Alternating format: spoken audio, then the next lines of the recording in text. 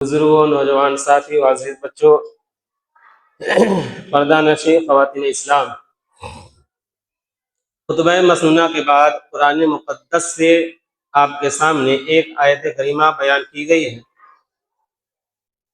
آئیے سب سے پہلے اللہ رب العالمین کی تعریف و توصیف، نبی مکرم صلی اللہ علیہ وسلم پر درود شریف، اللہم صلی وسلم مبارک علیہ۔ اس کے بعد آیت کریمہ جو بیان کیا گیا ہے اس کو دیکھتے ہوئے چلتے ہیں۔ اللہ رب العزت کا ارشاد کہ لَتُبْلَؤُنَّ فِي أَمْوَالِكُمْ، اے مسلمانوں ہم تمہیں ضرور بالضرور آزمائیں گے۔ فی اموالکم، اموال یہ مال کی جمع ہے، مال کے ذریعے۔ لَتُبْلَؤُنَّ فِي أَمْوَالِكُمْ وَأَنفُسِكُمْ، اور جان کے ذریعے۔ وَلَتَسْمَعُنَّ مِنَ الَّذِينَ أُوتُوا الْكِتَابَ مِنْ قَبْلِكُمْ وَمِنَ الَّذِينَ أَشْرَكُوا أَذًى كَثِيرًا، اور ساتھ ہی ساتھ یہ بات یاد رہے کہ روئے زمین پر ایمان والوں کے لیے، مسلمانوں کے لیے کہا گیا کہ تم دوسرے لوگوں سے، اہل کتاب سے، یہودیوں سے، مشرکوں سے لَتَسْمَعُنَّ ضرور سنو گے۔ کون سی بات؟ مِنَ الَّذِينَ أُوتُوا الْكِتَابَ مِنْ قَبْلِكُمْ وَمِنَ الَّذِينَ أَشْرَكُوا أَذًى كَثِيرًا، جو سننے میں تمہیں تکلیف ہوگی، اذًا کثیرا، بہت تکلیف دہ باتیں، ایسی باتیں جو تمہارے ضمیر کو گوارا نہیں ہوگا، وہ باتیں جن کو سننے کے بعد انسان اپنے وجود پہ غور و فکر کرنے لگے اور اپنے اندر اپنا محاسبہ کرنے پر آمادہ ہو جائے۔ وَإِن تَصْبِرُوا وَتَتَّقُوا فَإِنَّ ذَلِكَ مِنْ عَزْمِ الْأُمُورِ، جب دوسروں کی طرف سے تکلیف دہ باتیں آنے لگے، اے نبی اکرم صلی اللہ علیہ وسلم، وَإِن تَصْبِرُوا وَتَتَّقُوا، آپ صبر کیجئے اور اللہ رب العزت کا ڈر اپنے اندر بسائیے۔ فَإِنَّ ذَلِكَ مِنْ عَزْمِ الْأُمُورِ، یہ بہت دل گردے کی بات، یہ بہت بڑا کام ہے۔ اللہ رب العزت نے اس آیت کریمہ میں تین باتوں کی طرف بالکل واضح انداز میں ہمیں اور آپ کو یہ حکم دیا، پیغام دیا، بحیثیت مسلمان تمہاری آزمائش ہوگی مال و اولاد کے ذریعے، جان کے ذریعے۔ دوسرے لوگ اہل کتاب ہے، یہودی ہے، مشرکین ہے، جو بھی مسلمان کے علاوہ ہیں، وہ تمہارے منہ پر، تمہارے پیچھے، تمہارے سامنے تمہارے تعلق سے ایسی ایسی باتیں کہیں گے اور کریں گے جس کو سننے کے بعد تمہیں تکلیف ہوگی، تمہارا غصہ بڑھے گا، تم جذبات میں آؤ گے۔ ایسے وقت میں تمہیں کیا کرنا ہے؟ وَإِن تَصْبِرُوا وَتَتَّقُوا فَإِنَّ ذَلِكَ مِنْ عَزْمِ الْأُمُورِ، صبر کرنا ہے اور اللہ کا خوف اپنے دل میں لانا ہے۔ یہ بہت بڑا کام ہے، یہ کوئی چھوٹا کام نہیں ہے، بڑے دل گردے کا کام ہے جس کا حکم اللہ نے نبی مکرم صلی اللہ علیہ وسلم کو دیا ہے۔ اسی طریقے سے ایک اور آیت کریمہ جس میں اللہ تعالی نے کہا وَلِلَّهِ الْعِزَّةُ وَلِرَسُولِهِ وَلِلْمُؤْمِنِينَ وَلَكِنَّ الْمُنَافِقِينَ لَا يَفْقَهُونَ، تھوڑا پہلے سے لیتے ہیں اس کو۔ يَقُولُونَ لَئِن رَجَعْنَا إِلَى الْمَدِينَةِ، یہ منافقین جو ہیں یہ اپنے آپ کو عزت دار، مسلمانوں کو ذلیل کہتے اور سمجھتے ہوئے یہ بات عرض کی تو اللہ تعالیٰ نے کہا نہیں، وَلِلَّهِ الْعِزَّةُ وَلِرَسُولِهِ وَلِلْمُؤْمِنِينَ، عزت اللہ رب العالمین کے لیے، وَلِرَسُولِهِ اور عزت اس کے رسول کے لیے، وَلِلْمُؤْمِنِينَ اور مومنوں کے لیے، مسلمانوں کے لیے، دیگر لوگوں کے لیے عزت نہیں ہے۔ اگر عزت ہے اللہ، اس کے رسول اور مومنوں کے لیے۔ وَأَنْتُمُ الْأَعْلَوْنَ إِن كُنتُم مُؤْمِنِينَ، اس شرط کے ساتھ کہ تمہاری عزت ہوگی، تم عزت دار بن کر سر اونچا کر کے زندگی گزارو کہ کب؟ وَأَنْتُمُ الْأَعْلَوْنَ إِن كُنتُم مُؤْمِنِينَ، بشرطے کہ تم مومن ہو کر زندگی گزارو۔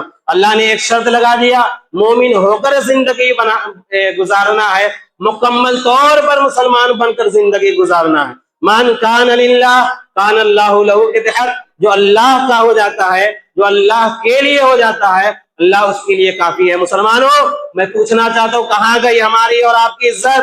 اللہ نے کہا، اللہ کا کلام برحق ہے، ہم آپ جھوٹے ہیں لیکن یہ کلام جھوٹا نہیں ہے۔ اللہ نے کہا مومنوں کے لیے عزت ہے، ہماری ذمہ داری کیا بنتی ہے؟ اپنا محاسبہ کریں ہم، کیا ہم مومنین ہیں؟ جو صفت اللہ تعالیٰ نے قرآن مقدس میں مومنوں کے تعلق سے بیان کیا، والمؤمنون والمؤمنات بعضهم اولیاء بعض، کہ مومن مرد مومنہ عورتیں وہ ہیں جو ایک دوسرے کے آپس میں دوست ہوتے ہیں. مومنوں کی صفت یہ بتائی گئی انما المؤمنون الذين اذا ذكر الله وجلت قلوبهم واذا تليت عليهم آياته زادتهم ایمانا.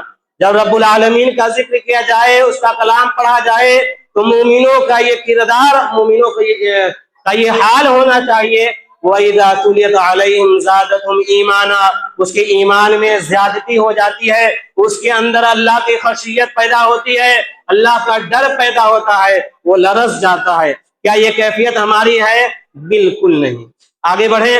اللہ رب العالمین نے مسلمانوں کے لیے عزت رکھا ہے. اگر آج ہم ذلیل ہیں، اگر آج ہماری عزت نہیں ہے، اس کی وجہ کیا ہے؟ صورتحال جو آج ہے، عالمی سطح پر ہو یا ملکی سطح پر، آپ بخوبی جانتے ہیں. اس پہ تبصرہ کرنے کی ضرورت نہیں ہے کہ موجودہ دور میں مسلمانوں کی کیا حالت ہے. ایک چھوٹا بچہ، ایک عمر دراز بوڑھے، سب کے سب واقف ہیں، جانتے ہیں ملک سے لے کر بیرون ملک تک، دنیاوی سطح پر کہ عالمی سطح پر مسلمانوں کی کیا پوزیشن ہے.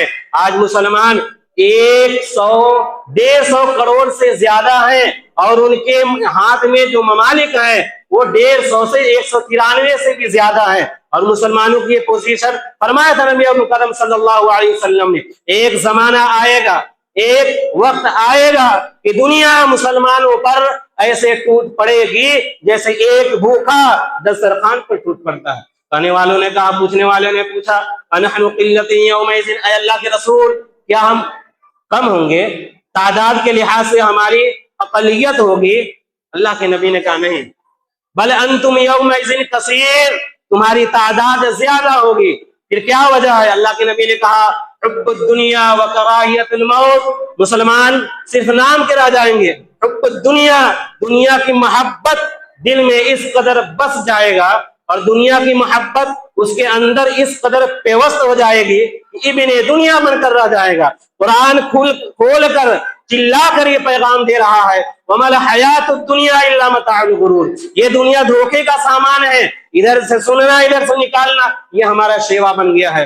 مسلمان جب دنیا کو یہ سب کچھ سمجھ لے، آخرت کا خوف اپنے اندر نہ رکھے، اور آخرت کی بات کی جائے اس کو سامنے نیند آنے لگے، مسجد کی بات کی جائے، اللہ اس کے رسول کے فرامین کو اتنی بلند آواز سے مائک کے ذریعے اگر کان تک پہنچائی جائے، اس کے باوجود گونگے اور بہرے بن جائے اور سننے کے لیے بھی تیار نہ ہو.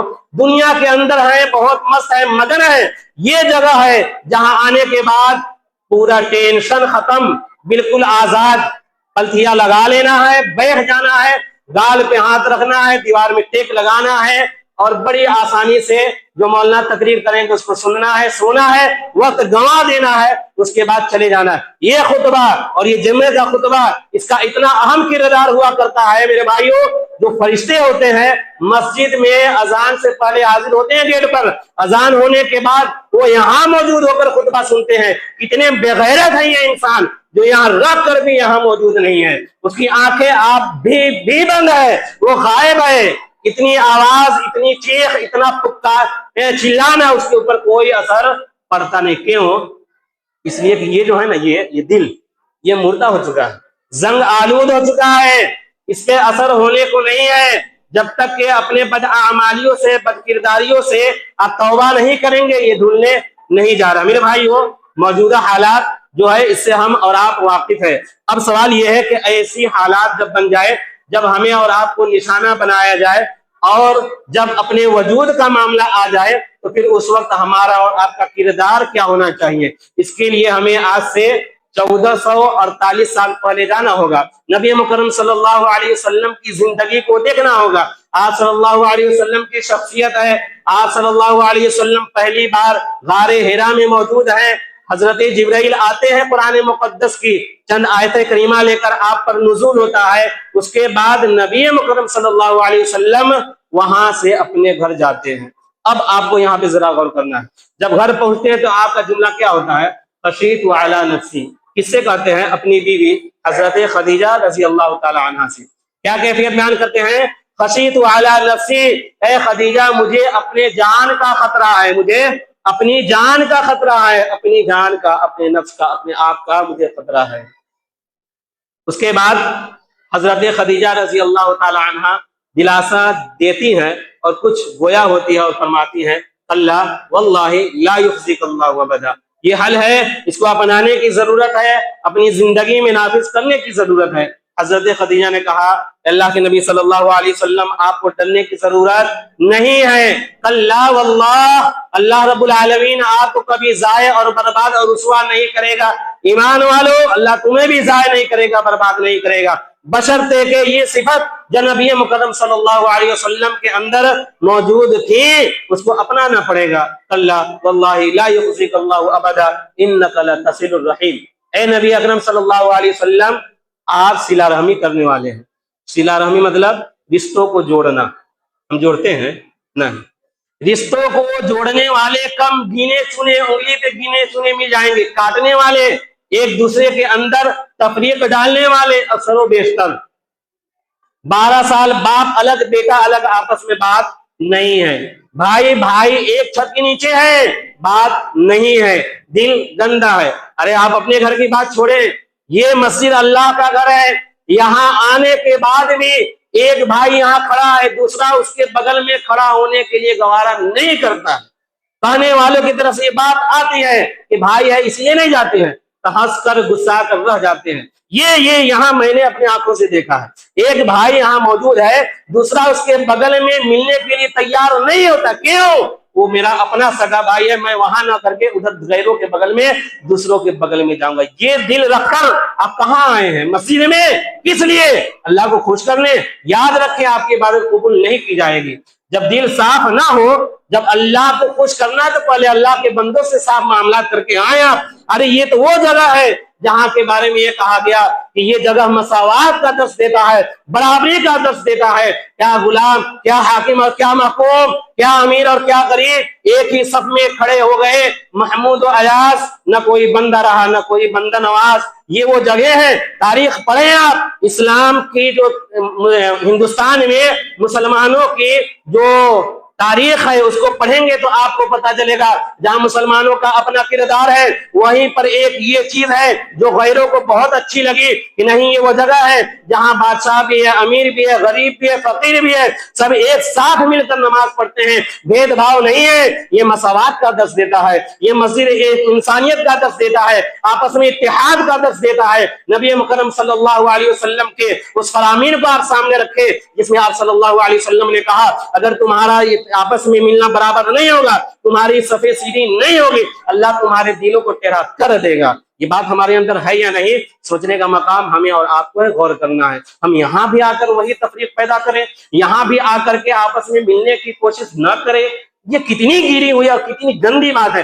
آگے حضرت خدیجہ رضی اللہ تعالی عنہ نے نبی مکرم صلی اللہ علیہ وسلم سے کہا اللہ واللہ لا یخزیک اللہ ابدا انک لتصل الرحیم۔ پہلا معاملہ آپ صلہ رحمی کرتے ہیں، وتحمل الکلہ وتکسب المعدوم، اور اے اللہ کے رسول آپ ایسے لوگوں کی مدد کرتے ہیں جس کے پاس کچھ نہیں ہوتا، وتکسب المعدوم، آپ کما کر ان لوگوں کو دیتے ہیں، آپ ان لوگوں کا خیال رکھتے ہیں جس کا آگے پیچھے کوئی نہیں ہے، جس کے پاس کھانے کے لیے اناج نہیں ہے، رہنے کے لیے مکان نہیں ہے، کوئی پرسان حال نہیں ہے، اس کا ماوا بن کر اور اس کے یہاں جا کر خبرگیری کرتے ہیں، اس کا خیال رکھتے ہیں۔ یہ صفت اگر آپ کے اندر ہے اللہ آپ کو کبھی ضائع نہیں کرے گا۔ وتقری ضیف، مہمان نوازی، اللہ اکبر، یہ نبی مکرم صلی اللہ علیہ وسلم کا عمل تھا۔ وتصدیق الحدیث، سچ بولنا، سچ بولنا، یہ اتنی سچائی اور اتنی بڑی حقیقت ہے کہ اس میں لوگ بہت دھوکہ کھا جاتے ہیں۔ آج سچ بولنے والے کم، جھوٹ بولنے والے زیادہ ہیں۔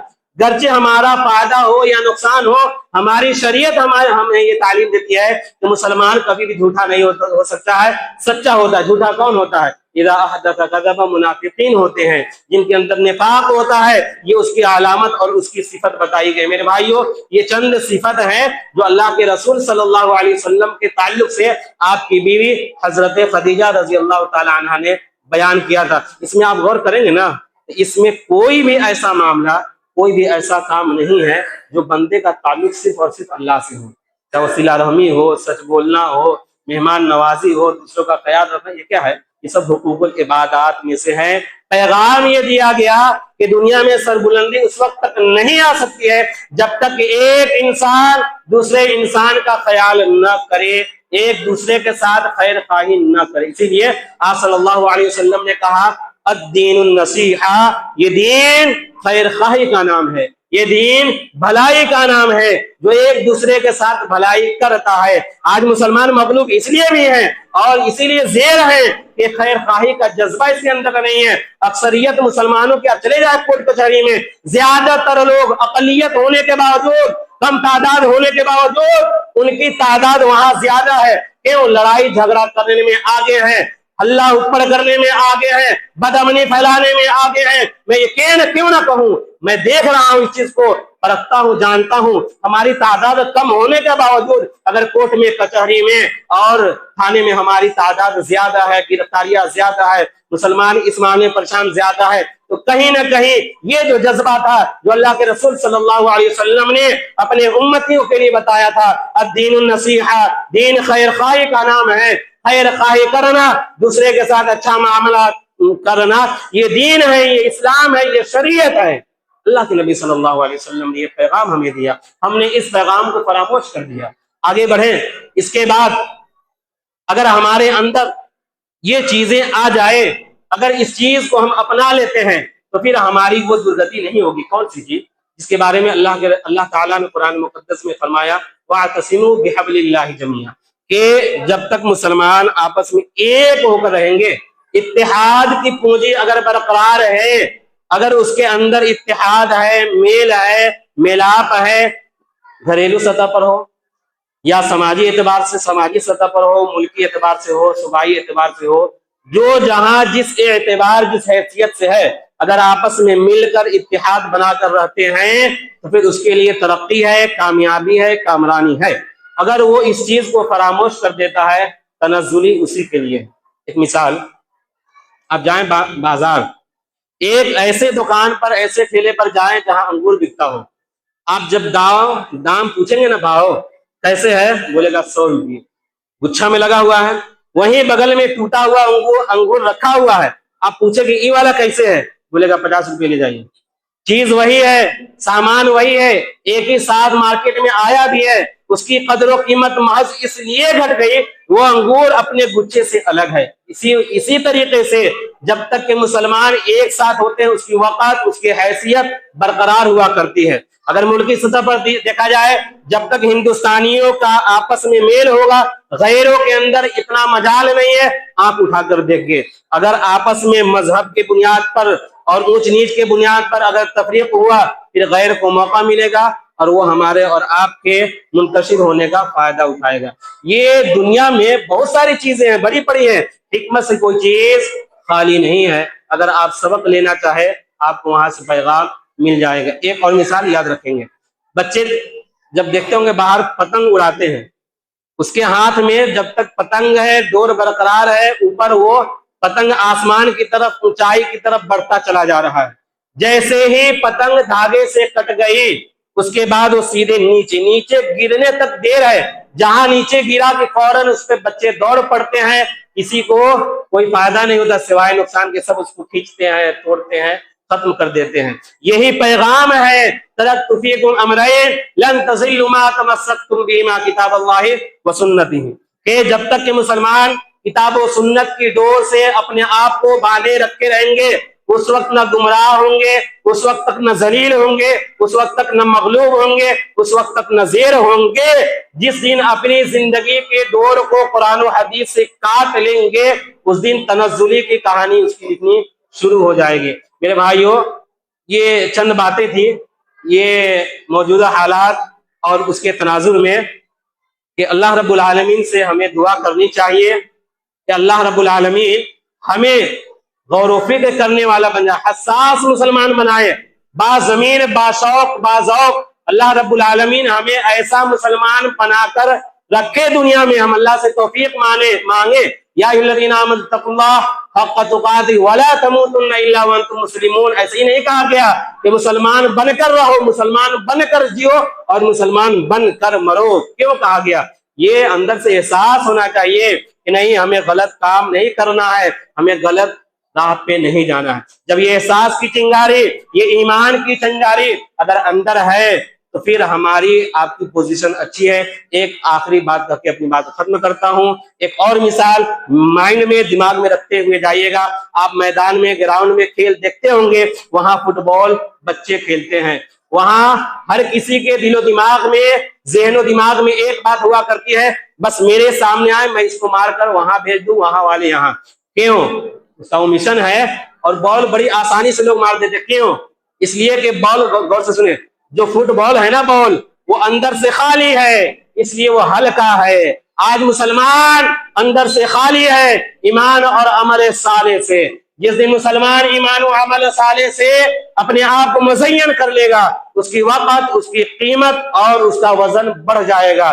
کتنوں کڑیل اور نوجوان اور طاقتور ہو، اس کو کہیں آپ جائے لوہار کے پاس، لوہے کا بال بنا کر لائے، اس کے بعد پیر سے مارے، پکڑ نکل جائے گی۔ مٹی کا بال بنا لے، لکڑی کا بال بنا لے، مار پائے گا نہیں۔ کیوں؟ وزن ہے اس میں۔ اسی لیے جب تک مسلمان اپنے اندر وزن پیدا نہ کرے، اور اندر سے اگر وہ خالی ہے، ایمان سے اندر سے خالی ہے، اگر عقیدے سے، تو پھر آپ سمجھ لیں اس کی حال وہی ہوگی جو ایک گراؤنڈ میں فٹ بال کے ساتھ ہوا کرتا ہے۔ میرے بھائیو، ہر کسی کے لیے یہ سوچنے کا مقام ہے، انفرادی طور پر بھی، اجتماعی طور پر بھی، کہ ہمیں اپنی فکر کرنے کے ساتھ اپنے سماج، معاشرے، اپنے بچوں، سب کی فکر ہونی چاہیے، اور اللہ رب العالمین سے دعا بھی کرنی چاہیے۔ اللہ رب العالمین ہمیں حساس بنائے، اللہ رب العالمین ہمارے اندر یہ فکر دے کہ ہم جب تک زندہ رہیں، ایمان پر قائم اور دائم رہیں۔